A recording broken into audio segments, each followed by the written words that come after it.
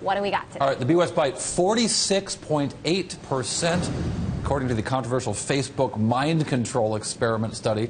Yes, they tried something out by putting out positive and negative posts out to see whether people would post more positive and more negative things. It was sort of a secret experiment they performed on users, which they've since apologized for. But they first had to establish a baseline. And the baseline found that 46.8% of the time, people use positive words in their posts on average. Just 22.4% of the words are negative. And the experiment, they tested 155,000 people for 1 week in January of 2012. The study found that showing people more negative things made them post more negative things. Obviously, huge user backlash against this study. John, what's your take?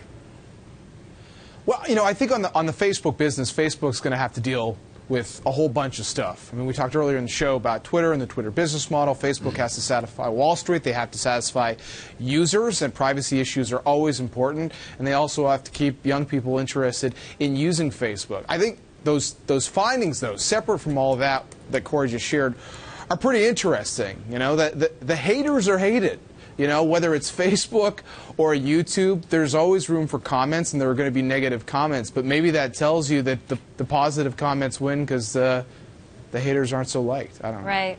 So here's my question, though. Someone posts, "I'm having a bad day." Right. I'm going to write, "I'm sorry." That's where. So their negative post has elicited a. I'm assuming sorry would be a negative word. Well, I would, negative answer. As an occasionally negative person, which I think is kind of my job, but or at least to be skeptical. I think that there are some financial implications here, right? If Facebook can figure out that certain words make you feel bad and make you feel fat, it'll help them sell weight loss products, if that's what an advertiser they've got. If they've figured out that you'll buy more Hostess Twinkies if you feel good, they can help sell more Hostess Twinkies. I mean, there are financial implications for their ability to control the mood of the viewer.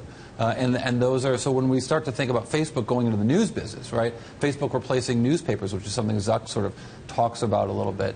There are implications here if they're actually trying to sort of have an emotional feeling as opposed to the responsibility of telling people things they need to know, even if they don't want to hear it. And that's a difficulty I've had with Facebook Paper, their new news reading app. You know, I can't sort of get beyond the fact that Facebook is telling me what I should read.